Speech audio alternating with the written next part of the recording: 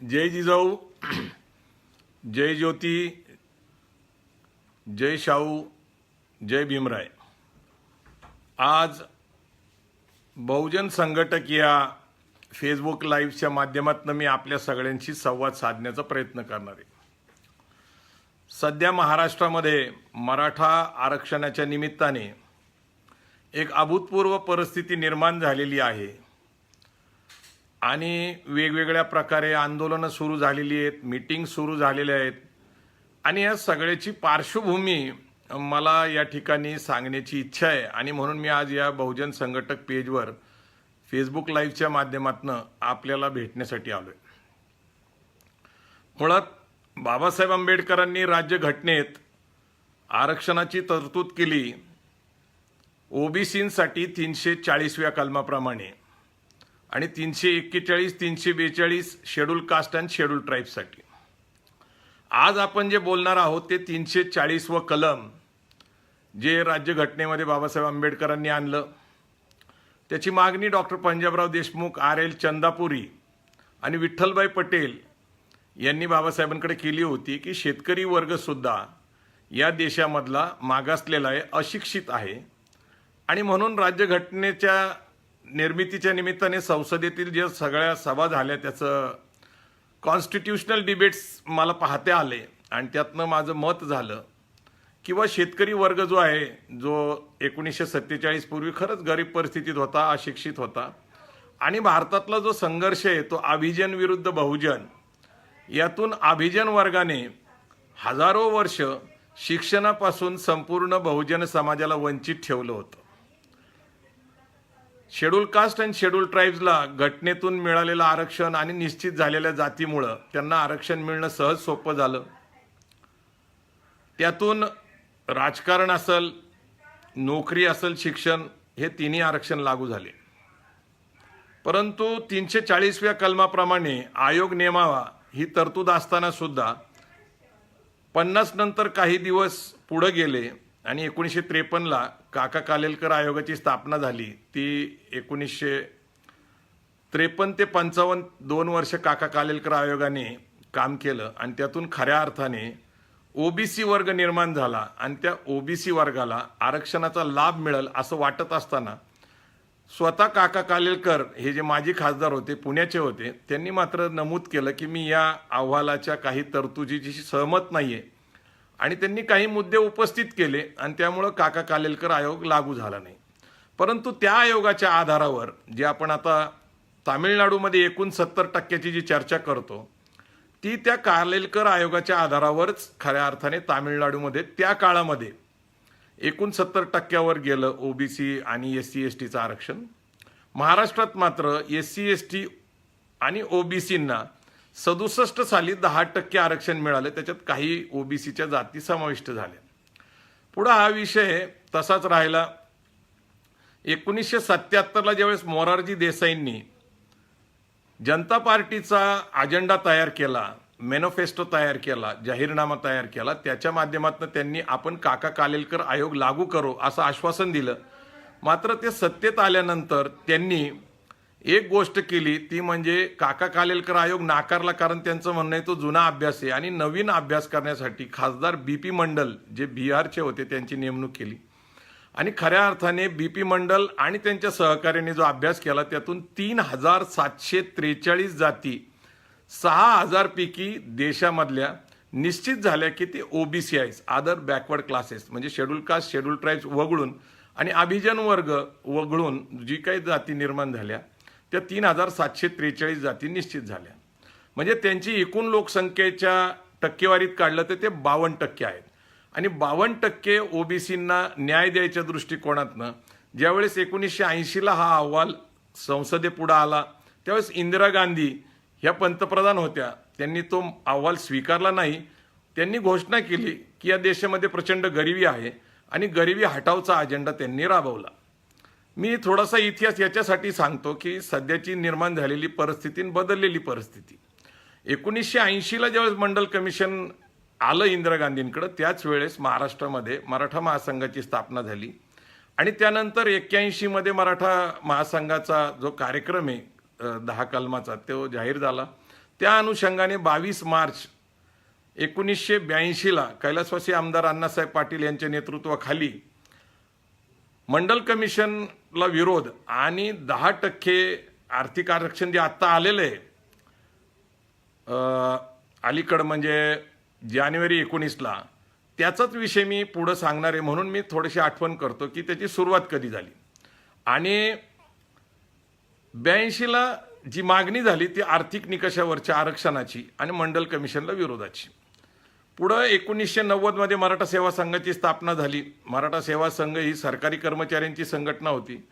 परंतु 1995ला ज्यावेळेस महाराष्ट्रामध्ये ओबीसी आयोग स्थापन झाला, त्या ओबीसी आयोगाला खत्री आयोग होता, त्याला मराठा सेवा संघ, संभाजी ब्रिगेड, जिजाऊ ब्रिगेडच्या सगळ्या कार्यकर्त्यांनी आणि मुख्यतः आदरणीय पुरुषोत्तम खेडेकर साहेबांनी आपलं निवेदन सादर केलं की आर्थिक निकषावरचं आरक्षण मिळणार नाही, कारण घटनेत तरतूद नव्हती आणि ते नाकारण्यात आलं होतं.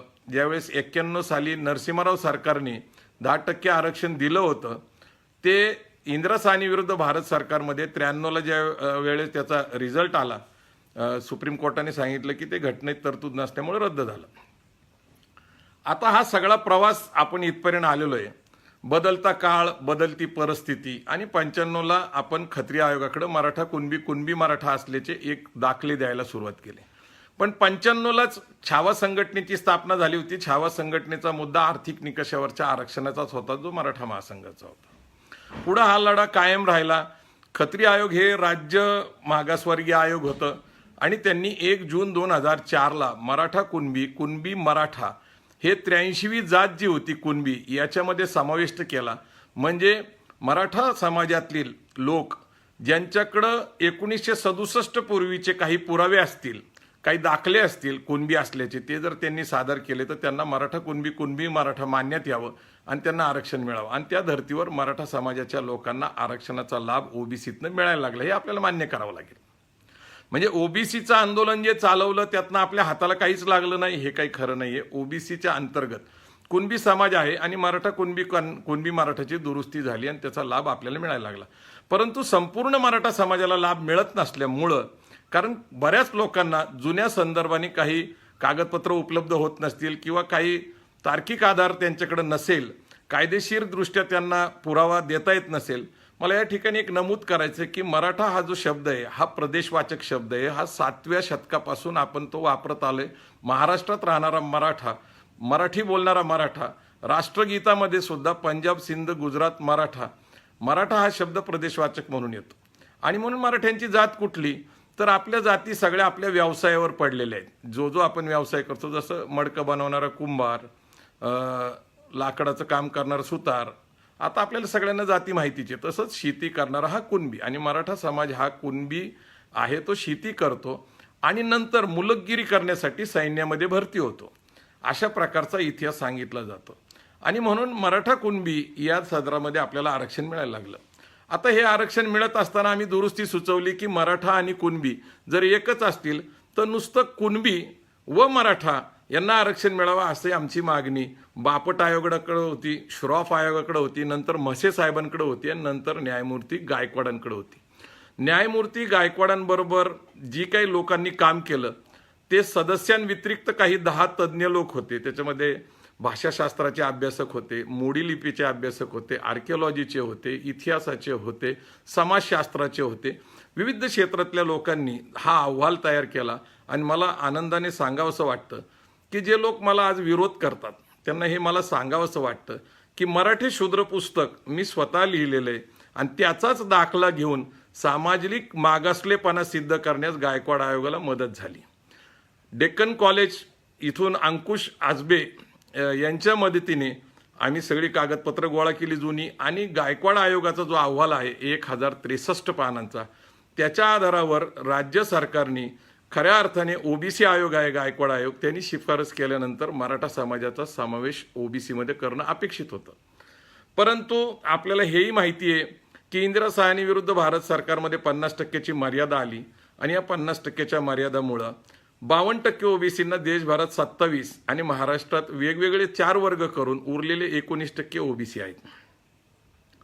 या सगळ्याचा विचार केला तर 52% ओबीसींना 25% आरक्षण कमी मिळते आणि मराठा समाजाची नारायण राणेंनी जी काही फाइंडिंग केलेली आहे संख्येची किंवा 1931च्या जनगणनेप्रमाणे मराठा 32% मानण्यात आला म्हणून 16% आरक्षणाची तरतूद नारायण राणेंनी केली, तीच गायकवाड आयोगाने मान्य केली आणि ती शिफारस 16%ची. मग 19% मध्ये 16% समाज घालणं हा अन्यायकारक होईल. कुठल्याही सरकारला कुठल्याही पक्षाला ते परवडणारं नाही आणि ते धोरणात्मक नाही आहे.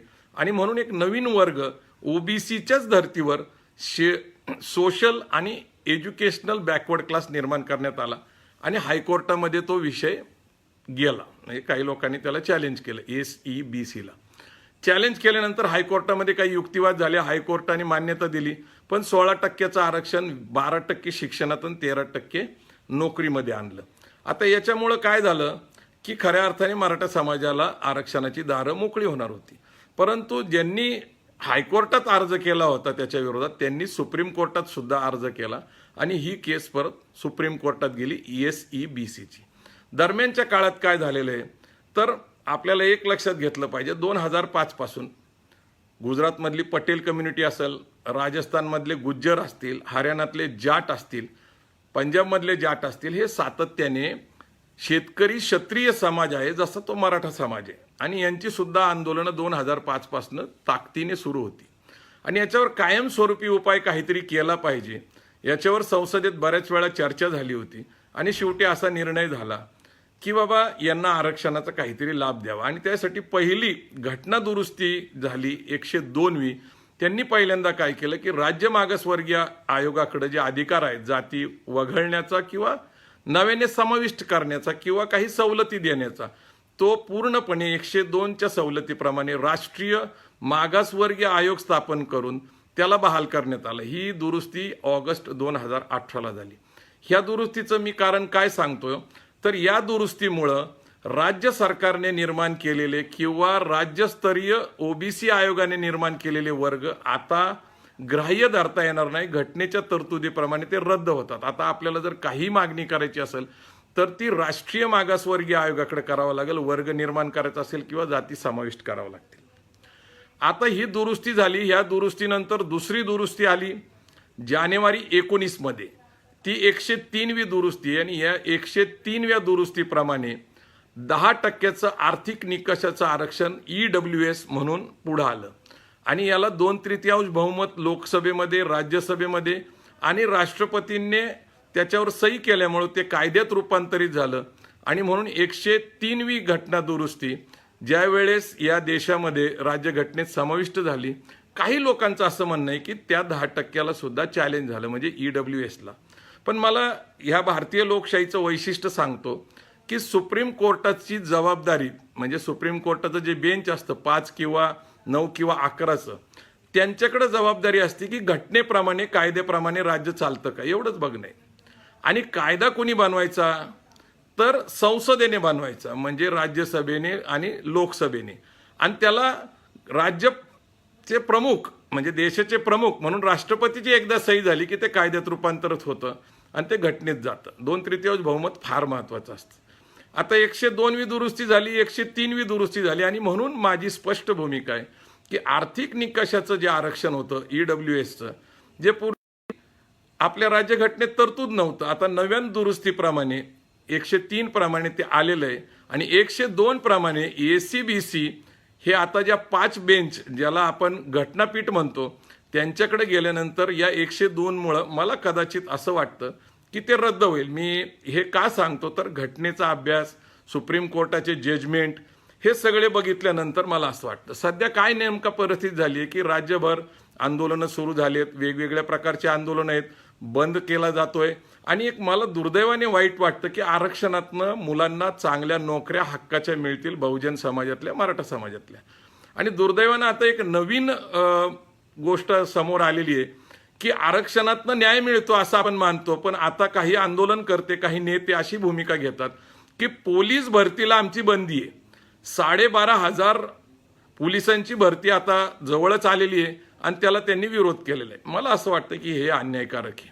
आपण जर 5 पूर्वीच्या पोलीस भरती बघितल्या तर बहुजन समाजातील SC ST OBC मुलांबरोबरच Maratha Kunbi मुलांच्या जवळपास 35 ते 40% मुलांना आरक्षणाचा लाभ झालेला मला म्हणजे खुल्या वर्गातनं पोलीस भरतीचा लाभ झालेला मला दिसतो.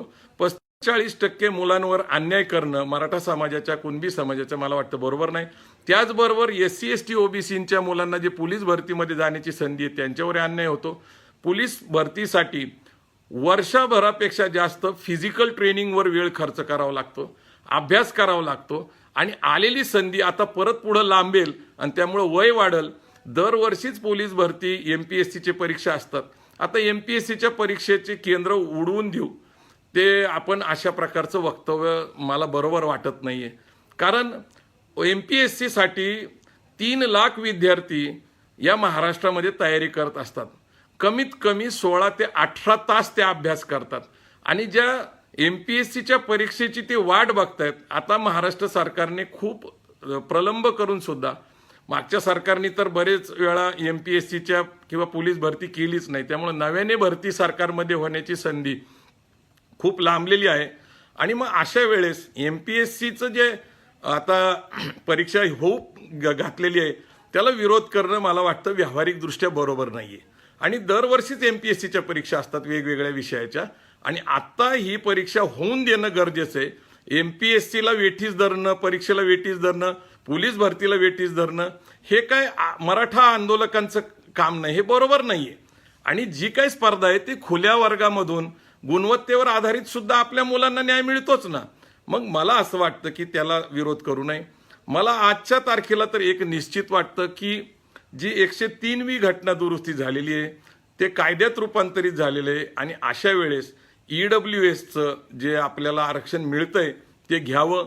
SC-BC मला मृगजळ वाटायला लागले. मला नम्रपणे सांगायचंय की गायकवाड आयोगाबरोबर मी काम केलेलं आहे. 1995 पासून पहिल्यांदा मराठा महासंघ मग संभाजी ब्रिगेडची माझ्यावर जबाबदारी आली. 25 वर्षामध्ये मी या विषयाचा भरपूर अभ्यास केलेला आहे, घटनात्मक केला आहे, कॉन्स्टिट्यूशनल डिबेटचा केलेला आहे, कायद्याचा केलेला आहे, वेगवेगळे सुप्रीम कोर्ट हायकोर्टच्या जजमेंट्सचा केलेला आहे, वेगवेगळ्या आयोगांचा अभ्यास केलेला आहे. एवढं करून सुद्धा जर OBCच्या धर्तीवर आपल्याला आरक्षण मिळणं अपेक्षित होतं तसं न करता 50% मर्यादा सुप्रीम कोर्टाच्या इंदिरा साहनीविरुद्ध भारत सरकारमध्ये आल्यामुळं जे 12 आणि 13% आरक्षण 50%च्या वर जातं ते टिकणं शक्य नाही. मला आपल्याला काही लोकांना आरक्षणाच्या काही आकडेवारी लक्षात आणून द्यायच्यात की खरं तर 50% आरक्षण आहे, 2% मधल्या काळामध्ये ते वाढवलं. ते जे नागपूरला आंदोलन झालं होतं त्या आदिवासी समाजाचं त्यांच्यासाठी ते वाढवलं म्हणजे 52% आरक्षण आहे. आता 10% EWSचं आरक्षण घटनात्मक असल्यामुळे ते झालं 62%. 5% माजी सैनिकांसाठी, विकलांग आणि अपंग मुलांसाठी 5%, खेळाडूंसाठी 5%. मला नुकतीच एक नवीन माहिती अशी मिळाली ज्यांना आई आणि वडील नाहीयेत अशा अनाथ मुलांसाठी सुद्धा 1% आणि ट्रान्सजेंडर ज्यांचे लिंग बदललेले आहेत किंवा ज्यांना आपण तृतीयपंथी म्हणतो अशांसाठी सुद्धा 1% आलंय. मग मित्रांनो लक्षात घ्या हे साधारणपणे 80-82% आसपास जातं आरक्षण.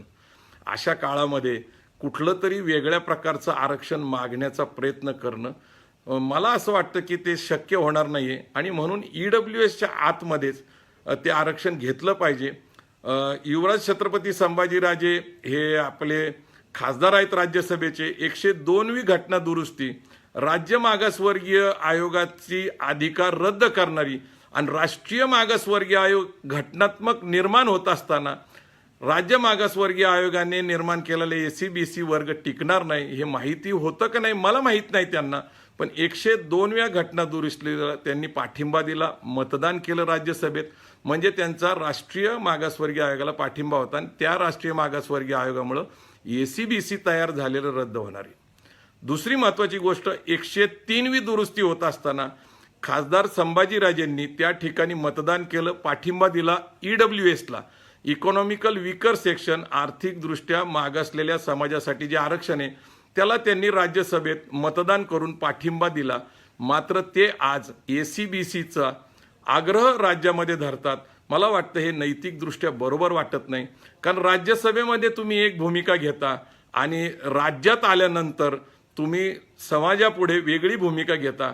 मला असं वाटतं ज्या EWS साठी तुम्ही मतदान केलं, संभाजीराजेंनी जर समाजाला दिशा दिली, नव्याने त्यांना समजून सांगितलं की EWS आरक्षणच घेणं सध्या फायद्याचं आहे, परंतु मला असं वाटतं ते अशा प्रकारचा निर्णय घेतील का नाही सांगता येत नाही. पण मला असं वाटतं की त्यांनी जर हा निर्णय घेतला की EWSचंच आरक्षण आपल्याला मिळलं पाहिजे, ते जर मुख्यमंत्र्याला त्यांच्या शिष्टमंडळाबरोबर भेटले आणि त्यांनी पूर्वीचा जो त्यांचा निर्णय होता, त्यांनी आदरणीय उद्धव ठाकरेंना भेटून सांगितलं की SCBCचा निकाल लागसपर्यंत तुम्ही EWSच्या सवलती देऊ नका, त्याचा युक्तिवाद त्यांचा बरोबरच आहे.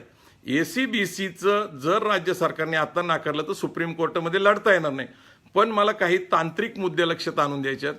SCBC हा प्रवर्ग आहे, तर कुठलेही SC ST OBC मध्ये जातीचे समूह असतात, याच्यात मात्र एकच जात आहे मराठा, आणि त्याला मराठा कुणबी मराठा ही 1 जून 2004 ची OBC आयोगाची तरतूद असलेले, त्याला सुद्धा त्याच्यात घालून एक समूह दाखवण्याचा प्रयत्न केलाय, पण त्याचं नुकसान होईल. SCBC जर रद्द झाला तर 1 जून 2004 ने जी OBCच्या आरक्षणाचा लाभ मराठा समाजाला मिळत होता तो सुद्धा रद्द होईल. हा धोका आपण लक्षात घेतला पाहिजे. आणि हे मी का सांगायचा प्रयत्न करतोय, मी काही कुठल्याही आरक्षणाचा विरोधक नाही. 25 वर्ष मी सातत्याने या आरक्षणावर लिखाण केलेले, प्रबोधन केले. महाराष्ट्रामध्ये संभाजीराजेंचं नेतृत्व 2007 पासून आजपर्यंत ते जे काही निर्माण झालं त्याच्यामध्ये माझा सिंहाचा वाटा आहे असं लोक म्हणतात, माझं असं म्हणणं नाही. 2007ला मी पहिल्यांदा त्यांना हे सांगायला सुरुवात केली की मराठा समाजाच्या आरक्षणाचा मुद्दा आपण हाती घ्या, कारण आपण शिवाजी महाराज आणि शाहू महाराजांचे वंशज आहोत आणि खऱ्या अर्थाने या देशामध्ये पहिलं आरक्षण शाहू महाराजांनी 50% दिलं होतं आणि तो तुम्हाला नैतिक अधिकार प्राप्त होतो. पण बदललेली परिस्थिती, निर्माण झालेली जागतिकीकरणाची स्पर्धा, मी आता ह्या शेवटच्या मुद्द्याकडे आलेलो आहे की 91 साली जसं 90ला आपण मंडल कमिशन स्वीकारलं, 93ला त्याचा निर्णय आला आणि लागू झालं, तसंच मधल्या काळात 91ला आपण भारतामध्ये जागतिकीकरण, खाजगीकरण, उदारीकरणाचा स्वीकार केला. जागतिकीकरण म्हणजे जगातली स्पर्धा, जगभर तुम्ही जाऊन व्यापार करू शकता. खाजगीकरण म्हणजे सरकारचे जे उद्योग आहेत त्याला आता खाजगी क्षेत्राशी भांडवलशाही बरोबर व्यवहार करून त्याला खाजगी करावं लागेल. आणि उदारीकरण म्हणजे तुम्ही व्यवहार करू शकता कुठेही, त्याला बंधन राहणार नाही, जगभर तुम्ही जाऊ शकता. आता काय झालेलं आहे की बरेच उद्योग सरकारने खाजगीकरणातनं विकलेले आहेत. ज्यावेळेस ही सुरुवात झाली ती सुरुवात होती अटल बिहारींचं पहिलं सरकार 13 दिवसाचं, त्यावेळेस प्रमोद महाजन त्यांचे मंत्री होते. त्या दिवसापासून नंतर 13 महिन्याचं सरकार अटल बिहारीचं, त्या काळातही अनेक उद्योग विकले गेले.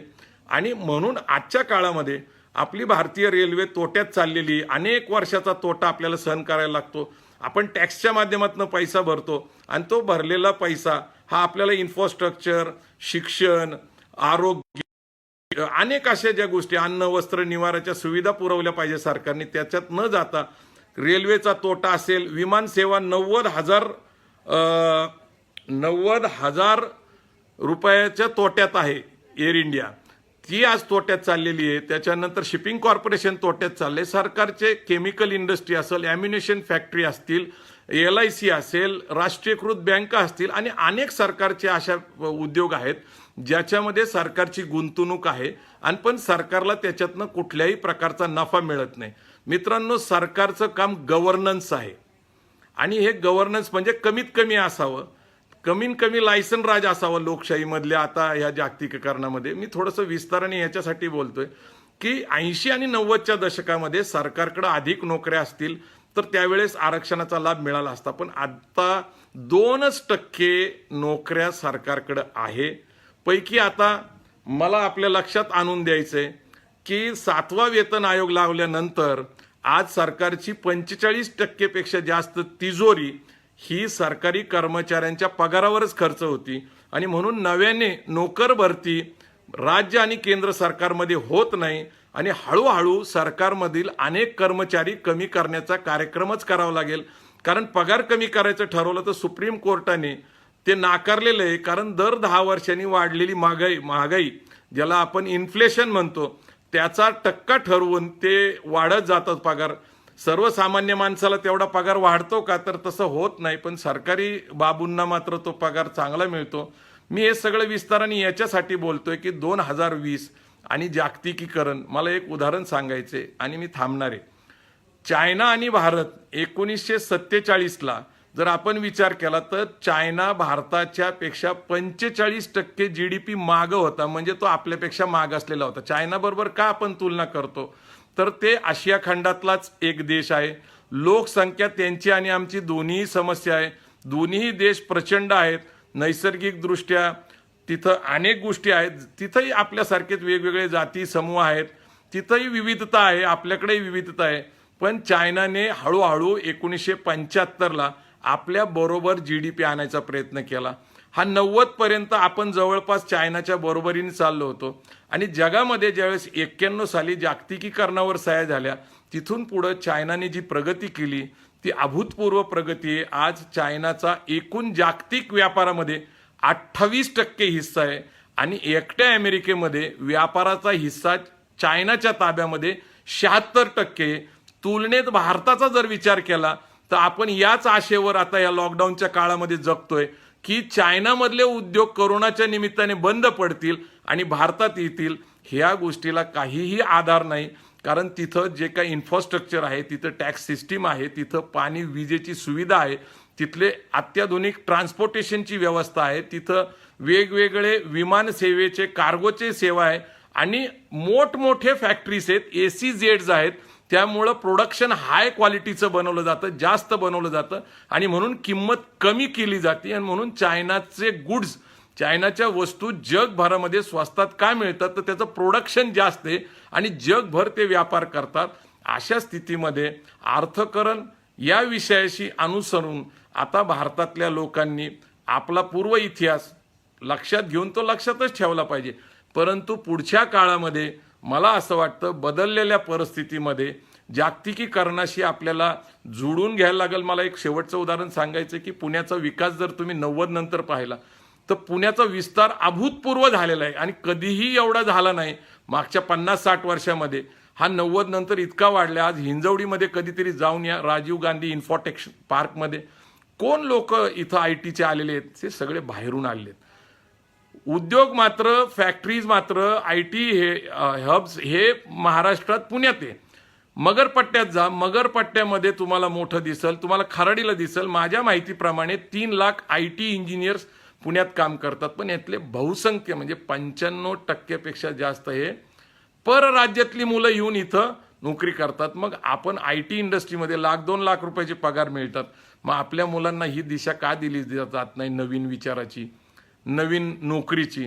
निश्चितच आपण आरक्षणाचे लाभार्थी झालं पाहिजे. शिक्षणात मागलेलं शिक्षण असेल, आरोग्य असेल. पण मला अजून एक गोष्ट लक्षात आलेली आहे की आता कॉर्पोरेशनच्या शाळेमध्ये मुलांना टाकलं जात नाही, कारण त्याचा दर्जा चांगला नसतो असं म्हणतात. जिल्हा परिषदच्या शाळेमध्ये टाकत नाही आणि म्हणून गरीबातला गरीब माणूस सुद्धा आज इंग्रजी मीडियमच्या, जिथं आपण खाजगी शाळा म्हणतो, अशा शाळेमध्ये पैसे देऊन शिकवतो. याचा अर्थ सामान्यपणे लोकांना दर्जेदार शिक्षणासाठी खाजगी शिक्षण चालतंय हे लक्षात घ्या. दुसरी गोष्ट, कोविडच्या काळामध्ये मी पाहिली की जशी जशी पेशंटची संख्या वाढायला लागली तशी खाजगी हॉस्पिटलमध्ये ॲडमिट होण्याची संख्या जास्त झाली. 1.5 लाखापासून 5 लाख रुपये चार्ज केले गेले. म्हणजे आपल्यातले खाजगी हॉस्पिटल जे आहेत त्याच्यामध्ये पेशंट्स ॲडमिट झाले, त्यांना खर्च वाढला, पण खात्रीशीर, सुरक्षित आणि चांगली सेवा खाजगी हॉस्पिटलमध्ये मिळते. म्हणजे खरं तर सरकारची जबाबदारी आहे चांगल्या दर्जाचं शिक्षण आणि चांगल्या दर्जाची सेवा आरोग्यात द्यायची, मोफत द्यायची किंवा माफक दरात द्यायची. ती सरकार जबाबदारी पार पाडत नाही. परंतु समाज मात्र बदलत चाललाय. तो खाजगी शिक्षणाचा जसं जमल तसं त्याचा फायदा घेतोय, आरोग्य सुविधाचा घेतोय.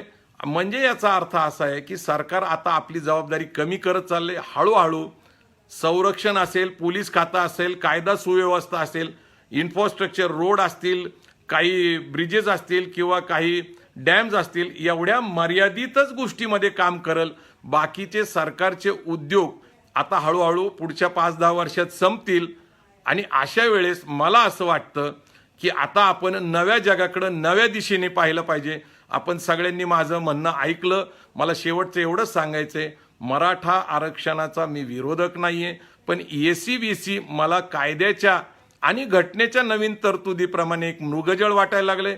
व्यवहाराच्या दृष्टीने आणि मराठा संघटनेच्या पूर्वीच्या मागणीचा आदर करून मी आज EWS आर्थिकदृष्ट्या दुर्बल घटक या सदरामध्ये मराठा तरुणांना आव्हान करतो की त्यांनी आरक्षणाचा लाभ घ्यायला सुरुवात करावी.